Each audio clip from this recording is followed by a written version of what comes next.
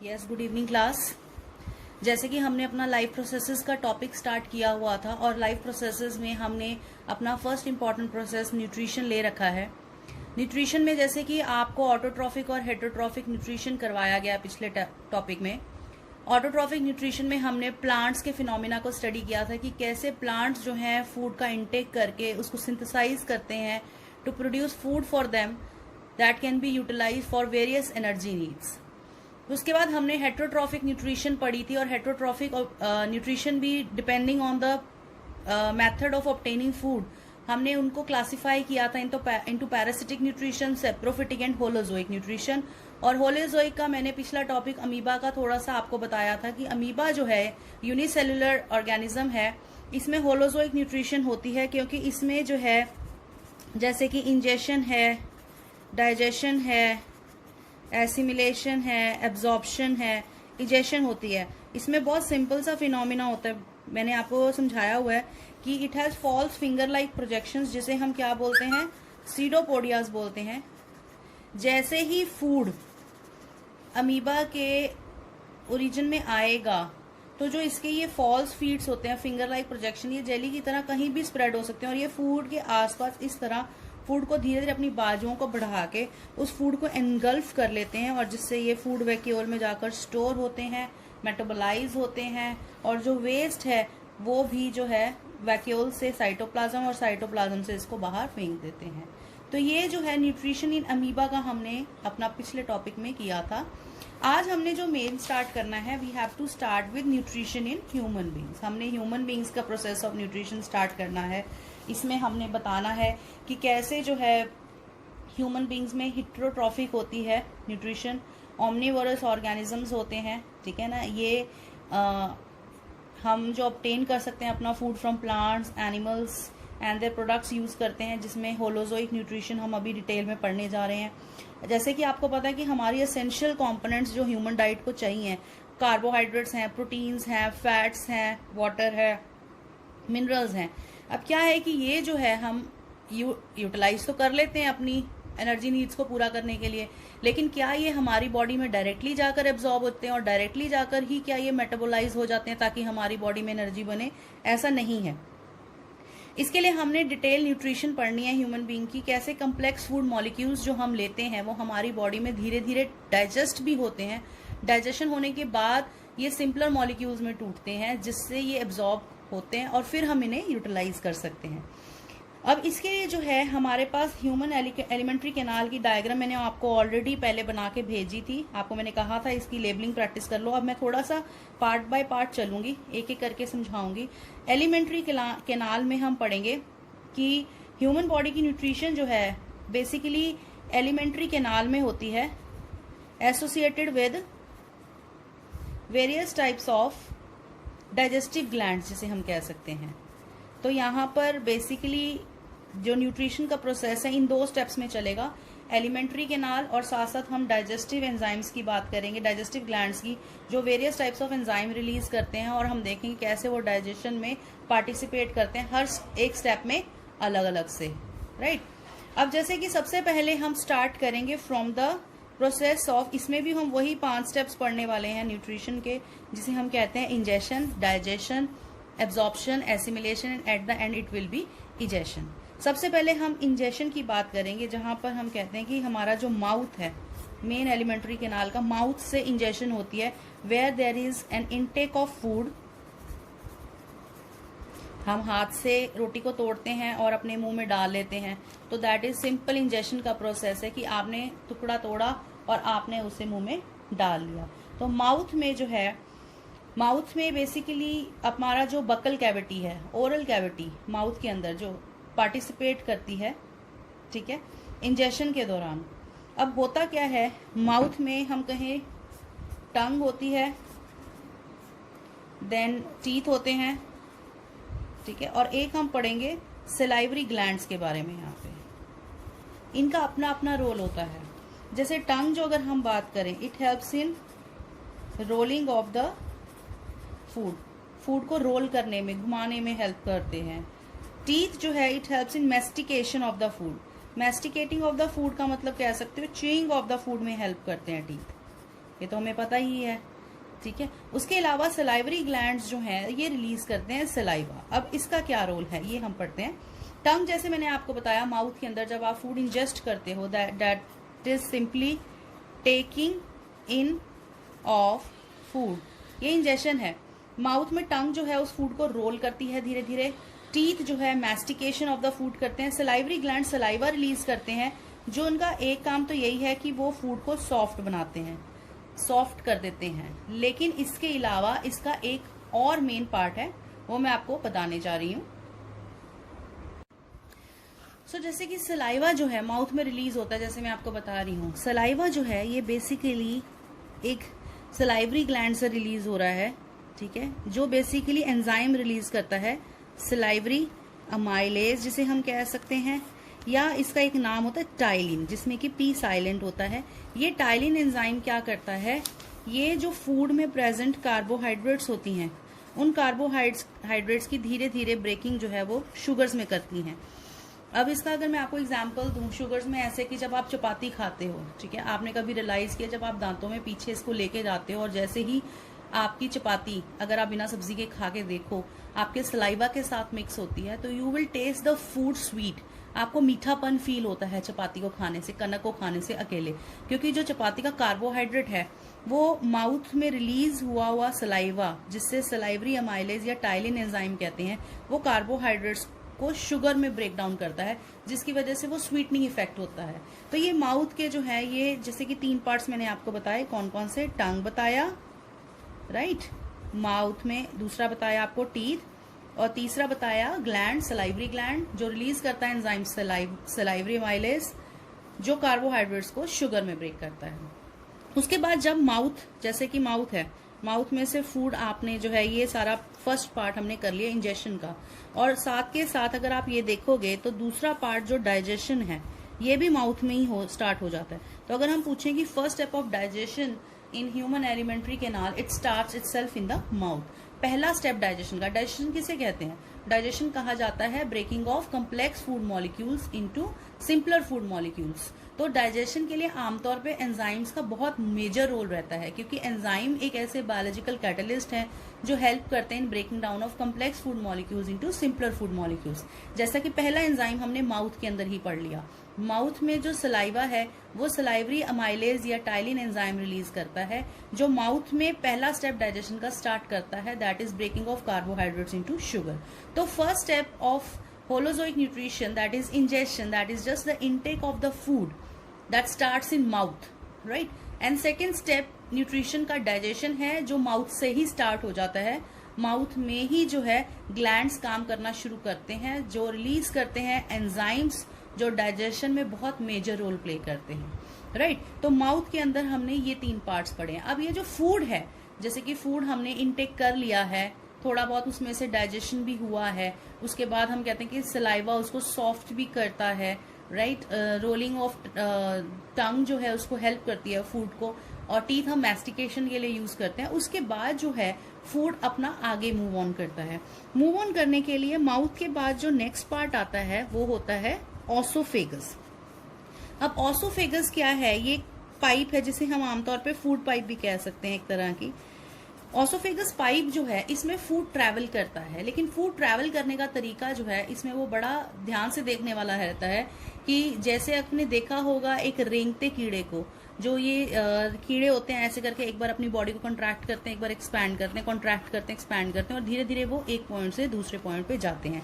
तो exactly the same way जो food है फूड पाइप के अंदर ट्रैवल करेगा, उसका भी कुछ इसी तरह का तरीका रहेगा। जो फूड पाइप होती है ये मस्कुलर होती है, मस्कुलर होने की वजह से ये मसल्स जो है रिदमिकली एक्सपैंड एंड कंट्रैक्ट करते हैं, ठीक है? और ऐसी मूवमेंट को हम पेरिस्टाल्टिक मूवमेंट कहते हैं, और फिनोमिना को पेरिस्टाल्सिस बोलते हैं, राइट? पेरिस्टाल्टिक मूवमेंट में हम क्या कहते हैं? Peristaltic movement is the rhythmic contraction and expansion of the food pipe which allows the food to be transported from esophagus to the next part, जिसे हम J shape structure बोलते हैं, that is called the stomach। तो हम देखते हैं कि food जो है माउथ से ऑसोफेगस के थ्रू होता हुआ स्टमक में जाना होता है, लेकिन यहाँ पे ऑसोफेगस जो है एलिमेंट्री कैनाल का सिस्टम जरूर है, हम कह भी देते हैं कि माउथ में first step of digestion start हो गया है, लेकिन अगर हम बात करें ऑसोफेगस की, oesophagus is a part of digestive system but it has no role to play in digestion, it's just acting as a passage. वो सिर्फ एक पैसेज है जिसमें फूड जो है माउथ से स्टमक तक पहुंचना है, और ये जो पहुंचने का तरीका रहता है ये भी बहुत पर्टिकुलर रहता है, बिकॉज इसमें जो फूड पाइप है रिदमिकली कंट्रैक्ट एंड एक्सपैंड करती है, एंड इसकी एक्सपेंशन एंड कंट्रैक्शन को हम पेरिस्टाल्टिक मूवमेंट कहते हैं, जिससे फूड माउथ से स्टमक में पहुंचता है, राइट। तो यहाँ पे स्टमक में आता है by the peristaltic movement of the muscular wall of the oesophagus. Oesophagus though it is a part of digestive system but it has no role in digestion. उसके बाद जब फूड स्टमक में जाता है, अब नेक्स्ट पार्ट जो हमारा है वो है स्टमक की बात कर रहे हैं हम। स्टमक का क्या रोल होता है डाइजेशन में? अब स्टमक जो है, जैसे ही फूड माउथ से ऑसोफेगस के थ्रू पैसेज के साथ स्टमक में पहुंचता है, स्टमक के अंदर जो है वो होते हैं गैस्ट्रिक ग्लैंड्स। वो गैस्ट्रिक ग्लैंड्स एक्टिवेट हो जाते हैं, और साथ के साथ गैस्ट्रिक ग्लैंड्स क्या करते हैं, गैस्ट्रिक ग्लैंड्स जो हैं कुछ खास तरह के गैस्ट्रिक जूसेस रिलीज करते हैं। ये गैस्ट्रिक जूसेस अगर हम बात करें स्टमक में 3 तरह से रिलीज होते हैं। एक तो होता है HCl, HCl तो हाइड्रोक्लोरिक एसिड आपको पता ही है, राइट। दूसरा इसमें जो है वो रिलीज होता है एक एंजाइम कॉल्ड पेप्सिन, और तीसरा स्टमक में रिलीज होता है म्यूकस। तो स्टमक के अंदर जैसे ही फूड जाएगा ये तीनों चीजें रिलीज होंगी। अब इन तीनों चीजों का रोल हमने पढ़ना है कि स्टमक के अंदर इन तीनों चीजों का क्या रोल है, राइट। सो अब इसमें क्या फंक्शन है, जैसे कि मैंने बताया स्टमक जो है गैस्ट्रिक ग्लैंड्स की हेल्प से गैस्ट्रिक जूसेस रिलीज करती है। ये गैस्ट्रिक जूस एक HCl है, एक पेप्सिन है, और तीसरा है म्यूकस। अब इनका क्या क्या रोल है, देखो सबसे पहले HCl की बात करते हैं। अगर HCl की बात करें तो छोटा मोटा काम जैसे HCl कर लेता है वो, इट किल द जर्म्स। कई बार खाने के साथ कुछ जर्म्स वगैरह, कुछ बैक्टीरिया वगैरह बॉडी में एंटर करते हैं, तो हम कह सकते हैं कि helps in killing of the germs in the body. लेकिन साथ के साथ जो है इसका दूसरा फंक्शन भी रहता है, ये स्टमक के अंदर एसिडिक मीडियम क्रिएट करता है। अब इस एसिडिक मीडियम की बात करें तो एसिडिक मीडियम क्यों रिक्वायर्ड होता है स्टमक के अंदर? एसिडिक मीडियम जो है वो इस एंजाइम के लिए काम करता है। एसिडिक मीडियम ऐसा है कि पेप्सिन जो है वो एसिडिक मीडियम में काम करते हैं। कई सारे ऐसे रिएक्शंस होते हैं जिनके लिए हमें पर्टिकुलर मीडियम क्रिएट करना पड़ता है ताकि रिएक्शन पॉसिबल हो। कई बारी हमें बेसिक रिएक्शंस करने पड़ते हैं, कई रिएक्शंस एसिडिक मीडियम में होते हैं। तो जैसे कि स्टमक में जो रिएक्शन होगा, बायोकेमिकल रिएक्शन होगा, ये एसिडिक मीडियम में होगा। तो इसके लिए HCl जो रिलीज होता है डाइजेशन में बहुत मेजर रोल प्ले करता है, क्योंकि HCl जो है वो स्टमक के अंदर एसिडिक मीडियम क्रिएट करता है ताकि पेप्सिन जो है अपना काम कर सके। अब पेप्सिन जो एंजाइम स्टमक में रिलीज होता है, इसकी बात करें, इसका काम क्या है? फूड में प्रेजेंट जो प्रोटीन्स होते हैं उन प्रोटीन्स को ये पेप्टोन्स में तोड़ता है। मतलब कि पूरी तरह जैसे कहते हैं इंटरमीडिएट स्टेज होती है ये रिएक्शन की, क्योंकि प्रोटीन्स जो है वो वैसे अगर हम कहें कम्प्लेक्स मॉलिक्यूल है, उसका इसका सिंप्लीफाइड मॉलिक्यूल अगर हम बात करें पॉलीमर जिससे प्रोटीन बनता है वो अमीनो एसिड्स हैं। अमीनो एसिड्स की चेन्स जो है कंबाइन होकर प्रोटीन मॉलिक्यूल को क्रिएट करते हैं। लेकिन प्रोटीन इनिशियली पेप्टोन्स में टूटता है, पेप्टोन्स हो गए, फिर पेप्टाइड्स हो गए, फिर जाके अमीनो एसिड्स टूटते हैं बॉडी में। तो इनिशियल स्टेज में स्टमक जो है प्रोटीन की डाइजेशन करता है। स्टमक में रिलीज होता है पेप्सिन एंजाइम। पेप्सिन एंजाइम जो है वो प्रोटीन्स को पेप्टोन्स में तोड़ने की कोशिश करता है, लेकिन ये कब पॉसिबल है? जब स्टमक के अंदर एसिडिक मीडियम क्रिएट होता है। और एसिडिक मीडियम किसकी वजह से है? वो HCl की वजह से। और HCl ही एक ऐसा रीजन है हमारी बॉडी में एसिडिटी क्रिएट करने का, जिसे हम अपने केमिस्ट्री के लेसन में भी पढ़ेंगे कि एसिडिक मीडियम क्रिएट होता है दैट लीड्स टू एसिडिटी। और इसके न्यूट्रलाइज करने के लिए हम बेसिक चीजें यूटिलाइज करते हैं, क्योंकि एसिड को इफेक्ट को काटने के लिए बेसिस यूज होते हैं, ठीक है। बट यहाँ पे बायोलॉजिकल टर्म में अगर हम बात करें तो HCl डाइजेशन में मेजर रोल प्ले करता है, क्योंकि ये प्रोटीन के तोड़ने वाले एंजाइम को एसिडिक मीडियम क्रिएट करके देता है ताकि पेप्सिन स्टमक में काम कर सके। अब तीसरी बात अगर म्यूकस की करें, म्यूकस का क्या काम है भाई? अब जैसे कि हमने कहा कि स्टमक जो है, देखो स्टमक में हम कहते हैं कि जो है HCl रिलीज हो रहा है। अब ये जो स्टमक है ये बहुत डेलिकेट मस्कुलर वॉल होती है, ठीक है ना। और जैसे कि HCl है, it is a very strong acid. अब ये हमारी वॉल्स को इफेक्ट कर सकता है, मस्कुलर वॉल्स को। So in order to protect the layer, inner layer of stomach, जो म्यूकस है ना ये इसके अंदर एक कोटिंग बना लेता है, ठीक है। तो basically it works against the action of HCl। तो HCl जो है वो स्टमक की वॉल्स को हार्म नहीं कर सकती, ठीक है। तो म्यूकस का यही मेन रोल है that it protects the wall of the stomach against the action of HCl, right. तो ये स्टमक का रोल पढ़ लिया हमने। तो अभी तक हमने अपने alimentary canal associated with digestive glands 3 पढ़े हैं। माउथ पढ़ा है जहां पर स्टेप ऑफ इंजेक्शन स्टार्ट होता है, जहां पे there is an intake of food by in which buccal cavity is there जो पार्टिसिपेट करती है, जिसमें कि हम कहते हैं कि टंग जो है रोलिंग ऑफ फूड को करती है और मैस्टिकेशन और च्यूइंग ऑफ द फूड का काम टीथ का रहता है। साथ ही में सलाइवरी ग्लैंड्स जो है वो सलाइवा रिलीज करते हैं जिसमें एंजाइम प्रेजेंट होते हैं टाइलिन, जो डाइजेशन का प्रोसेस माउथ में ही स्टार्ट कर देते हैं। कैसे? वो माउथ के अंदर ही जो है कार्बोहाइड्रेट्स को ब्रेक डाउन करना शुरू करते हैं शुगर में। नेक्स्ट हमने पढ़ा था कि एसोफेगस के थ्रू फूड मूव करता है और ये मूवमेंट किस तरह की रहती है। There is a rhythmic contraction and expansion of the food pipe which allows the food to move from mouth to the stomach and this type of a movement is known as peristaltic movement. और third हमने जो है पढ़ा कि stomach में जब food जाता है तो स्टमक के अंदर गैस्ट्रिक ग्लैंड्स गैस्ट्रिक जूसेस को रिलीज करते हैं like HCl, pepsin and mucus. HCl has a role of killing the germs as well as providing acidic medium for pepsin to work because pepsin is an enzyme that helps in the breaking of proteins into peptones and mucus जो है it protects the wall of the stomach against the action of HCl। तो ये जो है ये हमारा stomach का role है। अब स्टमक के बाद नेक्स्ट पार्टिसिपेशन जो है डाइजेस्टिव सिस्टम में वो किसकी रहती है? नेक्स्ट हम पढ़ने जा रहे हैं स्मॉल इंटेस्टाइन। तो जैसे फूड में हमने देखा कि डाइजेशन हो रही है तो वहां पे हमने बेसिकली क्या देखा था? डाइजेशन किसकी हुई? प्रोटीन्स की हुई। उसके बाद जो फूड है वो जाता है स्मॉल इंटेस्टाइन में, नेक्स्ट मूवमेंट होती है स्मॉल इंटेस्टाइन में। अब बात करें स्मॉल इंटेस्टाइन की तो स्मॉल इंटेस्टाइन से रिलेटेड कुछ क्वेश्चन है। सबसे पहली बात है कि स्मॉल इंटेस्टाइन को स्मॉल इंटेस्टाइन क्यों कहा?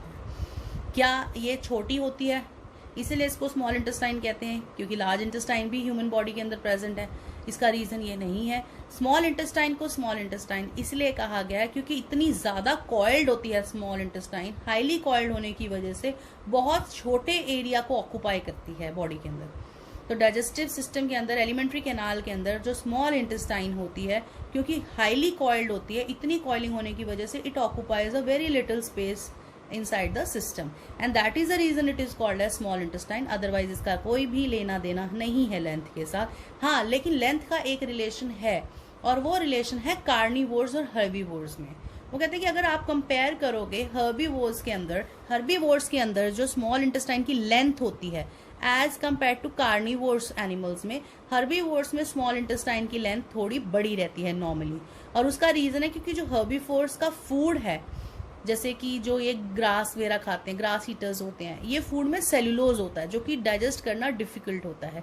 तो उसकी डाइजेशन ज्यादा स्ट्रांग होने की वजह से हर्बीवोर्स में जो स्मॉल इंटेस्टाइन की लेंथ रहती है वो as compared to carnivores animals small intestine की लेंथ जो है वो हर्बीवोर्स में बड़ी होती है। अब अगर हम बात करें ह्यूमन बॉडी में, हम स्मॉल इंटेस्टाइन का रोल बात कर रहे हैं। स्मॉल इंटेस्टाइन का क्या रोल है? Small intestine is associated with 2 major glands of the body and that is liver and pancreas. ये दोनों ग्लैंड एसोसिएटेड हैं और स्मॉल इंटेस्टाइन में मेजर कंट्रीब्यूशन करते हैं। और यहीं पे हम पढ़ेंगे कि स्मॉल इंटेस्टाइन के अंदर जो स्टेप ऑफ डाइजेशन है वो पूरी तरह से कंप्लीट हो जाता है। तो सेकेंड स्टेप जो कि हम पढ़ रहे हैं सिस्टम्स के अंदर डाइजेशन जो है completes in the small intestine, but small intestine is associated with 2 major glands. अब ये ग्लैंड्स कैसे काम करते हैं? सबसे पहले हम बात करते हैं लिवर की। लिवर जो है वो बाइल जूस और बाइल सॉल्ट्स रिलीज करता है। बाइल सॉल्ट्स का काम क्या होता है? It provides N alkaline medium.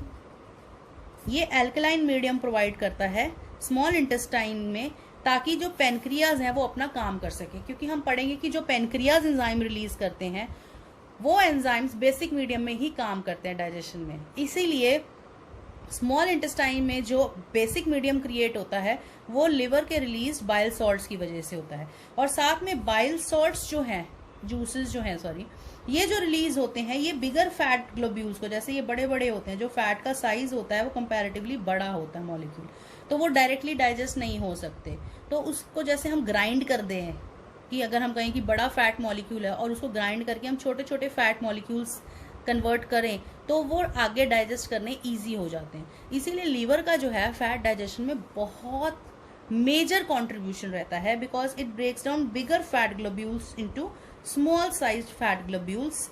ये छोटे छोटे फैट ग्लोब्यूल्स में कन्वर्ट करता है, और इस प्रोसेस को हम इमल्सिफिकेशन कहते हैं, emulsification of the fat molecules.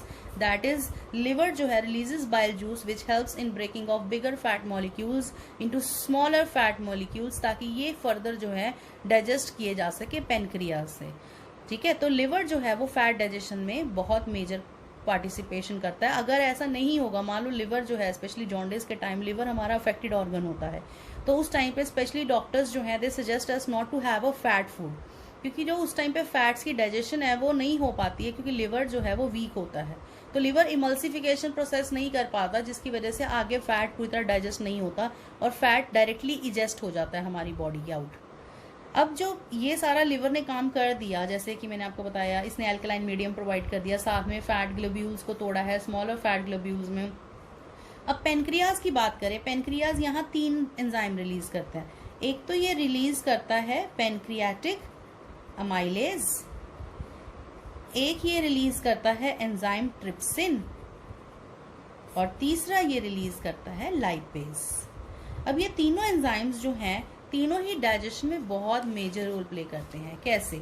ये तीनों ही जो है कॉम्प्लेक्स फूड मॉलिक्यूल्स को ब्रेकिंग में हेल्प करते हैं। जैसे अगर हम पेनक्रियाटिक अमाइलेज की बात करें तो ये कह सकते हो कि ये जो कार्बोहाइड्रेट्स है ये इसको ग्लूकोज में तोड़ता है। ग्लूकोज जो आगे हमारी बॉडी में ऑक्सीडाइज होता है, जो हम सेकेंड प्रोसेस में पढ़ेंगे रेस्पिरेशन में कि हमारी बॉडी में एनर्जी बनती है। तो carbohydrates are broken into glucose by the enzyme pancreatic amylase release by pancreas. दूसरा, हमारी बॉडी में जो प्रोटीन्स थे जो एक्चुअली में कह लो कि पेप्टोन्स की फॉर्म में थोड़ा बहुत टूट चुके थे, पार्शियल डिसोसिएशन या पार्शियल डाइजेशन हो चुकी थी, लेकिन जो बाकी प्रोटीन है वो पूरी तरह डाइजेस्ट कहाँ होएगा? वो पेनक्रियाज में ही होएगा। प्रोटीन्स जो है वो टूटेंगे इनटू एमिनो एसिड्स। तो प्रोटीन्स एमिनो एसिड्स में टूटेंगे कहाँ पे? पेनक्रियाज में, with the help of an enzyme trypsin. और तीसरा लाइपेज एंजाइम जो रिलीज हुआ है वो लास्ट में जो फैट्स थे जो यहाँ से इमल्सिफाई होके आए थे लिवर से, वो इमल्सिफाइड फैट्स जो हैं ये ब्रेक डाउन होते हैं किसमें? फैटी एसिड्स में और ग्लिसरॉल में। तो इस तरह ये डाइजेशन जो है यहाँ पर कंप्लीट हो जाती है। सो this is the second step of digestion which completes in small intestine, because small intestine is associated with 2 glands, liver and pancreas. Liver releases bile juice and bile salts. Bile salts provides basic medium for the action of enzyme. Then it releases juices which converts bigger fat globules into smaller fat globules called emulsification. Pancreas जो है pancreatic जो है अपने enzyme release करते हैं, जैसे कि pancreatic amylase जो कार्बोहाइड्रेट्स को ग्लूकोज में तोड़ता है, ट्रिप्सिन जो प्रोटीन्स को एमिनो एसिड्स में तोड़ता है, लास्ट फैट्स जो टूटते हैं लाइपेज की हेल्प से, जो फैटी एसिड्स और ग्लिसरॉल में कन्वर्ट होते हैं। तो ये जो डाइजेस्टेड फूड है, इसके बाद इस डाइजेस्टेड फूड का तीसरा स्टेप होता है एब्जॉर्प्शन का, जहाँ पे हम कहते हैं कि सेलुलर पार्ट में ये तीनों चीज़ें जो है ट्रांसपोर्ट होती हैं, एब्जॉर्ब होती हैं सेलुलर पार्ट में, ताकि ये फर्दर यूटिलाइज किए जा सकें for the energy needs, and that process is called as assimilation.